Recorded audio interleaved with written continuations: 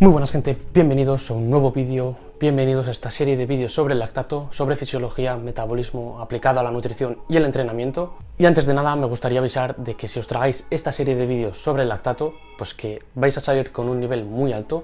más incluso que algunas personas que salen de la carrera, ya que pues no toman en serio este tipo de asignaturas o se la suda bastante, por así decirlo, e incluso más actualizados que este tipo de gente, ya que en las universidades mucha de esta información no está para nada actualizada, ya que se basan en estudios de hace muchos años que desde hace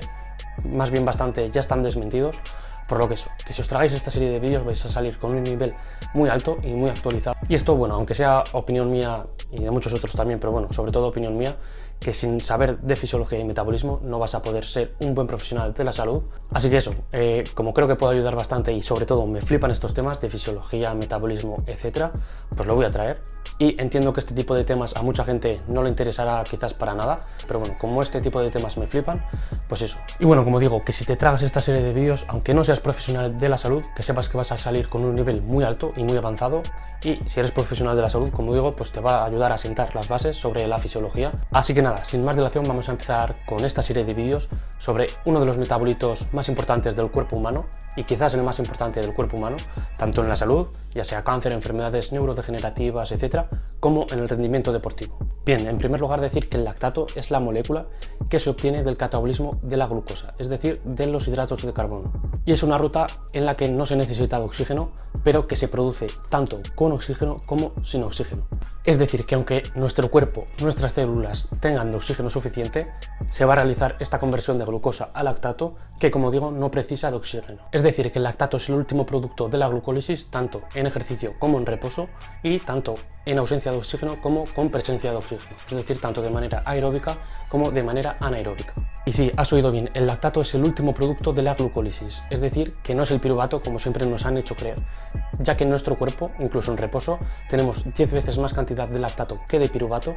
y durante el ejercicio este ratio de lactato-piruvato aumenta hasta 500 veces. Es decir, que tenemos 500 veces más cantidad de lactato que de piruvato durante el ejercicio y 10 veces más de lactato que de piruvato en reposo. Por lo que sí, el lactato es el último producto de la glucólisis.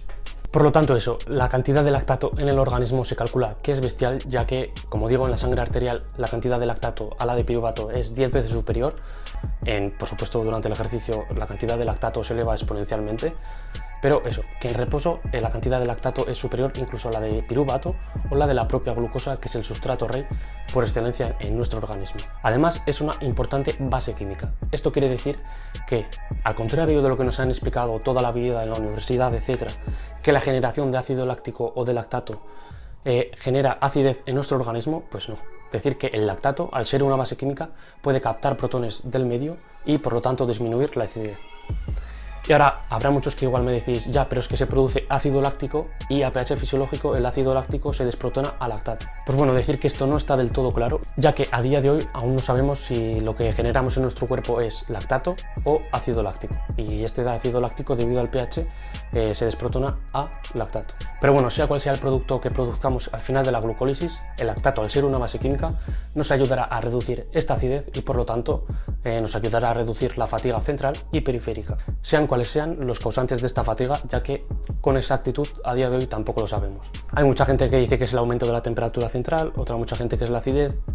otra gente que dice que es un conjunto de cosas, pero bueno, a día de hoy con exactitud aún no lo sabemos. Pero bueno, si tuviera que apostar si se produce lactato o ácido láctico, yo apostaría porque se produce lactato, ya que pues de piruvato lo más normal sería pasar a lactato, ya que en el cuerpo no tenemos ácido pirúvico, tenemos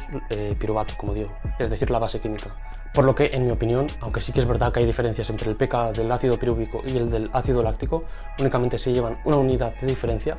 por lo que lo más probable es que en nuestro organismo se produzca lactato. Bien, además de toda la vida nos han explicado que el piruvato se oxida en la mitocondria, es decir, que pasa a la mitocondria para,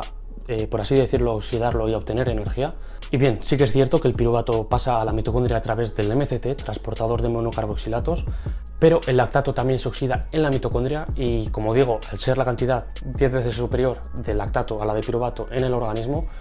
por supuesto se oxida en la mitocondria y en mayor cantidad que la del piruvato. Así que eso, no te han mentido del todo, pero que sepas que el lactato no es una sustancia de desecho o una sustancia que va únicamente al hígado a producir glucosa, porque no. Por lo tanto, eso, lejos queda ya eso de que el lactato era una sustancia de desecho o una sustancia que únicamente iba al hígado para que en el ciclo de Cori se produjera glucosa. Muy lejos queda esto, ya que sabemos que a día de hoy,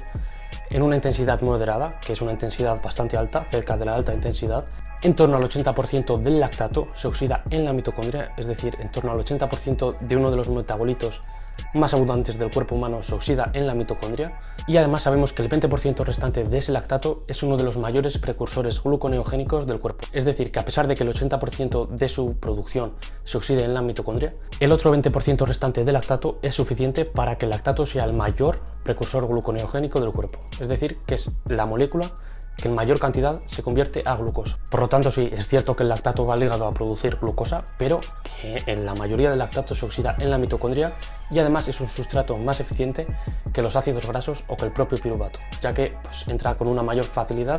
en la mitocondria. Y bueno, esto explica en parte por qué es un metabolito ubicuo, es decir, que es un metabolito que está en la mayoría de las partes del cuerpo humano, en la mayoría de tejidos, y es porque es un sustrato preferido en la mayoría de estos tejidos, en la mayoría del cuerpo humano, y entre estos tejidos están el corazón, el cerebro, sobre todo las neuronas, el hígado, riñones, intestino delgado, microbiota del intestino, del estómago, etcétera, microbiota, incluso los propios espermatozoides y por supuesto el músculo esquelético, que es uno de los mayores productores de este metabolito y por supuesto consumidores también. Y bueno, que se me olvidaba, pero no por ello menos importante, que el lactato es uno de los sustratos preferidos como fuente nutritiva de las células cancerosas. Es decir, que también aparte de todos los tejidos que hemos comentado, las células cancerosas son adictas a este metabolito, al lactato, y pues bueno, que esto lo explicaré en un vídeo de esta serie, explicando más en detalle el cáncer, etcétera, y todo lo que el lactato conlleva tanto en rendimiento deportivo como en salud, pero que eso, que también es el sustrato preferido de las células cancerosas. Entonces, pues eso, que si es el metabolito más abundante, uno de los más abundantes del cuerpo humano, pues que alguna importancia tendrá, alguna función tendrá, y por eso he dicho al principio del vídeo que podemos estar ante uno de los metabolitos más importantes del cuerpo humano. Y ya por último, para acabar el vídeo, vamos a salir un poco de la fisiología más teórica, vamos a aplicarlo más al entrenamiento y al campo de la nutrición, y decir que el lactato es un medidor súper fiable de la flexibilidad metabólica. Si no sabes qué es la flexibilidad metabólica y todo lo que ello implica en el rendimiento deportivo y la salud, te dejo este vídeo de aquí, justo aquí pinchando aquí mismo, porque te va a servir y mucho si quieres entender todo esto bien. Entonces, pues eso, que el lactato es un medidor súper fiable de la flexibilidad metabólica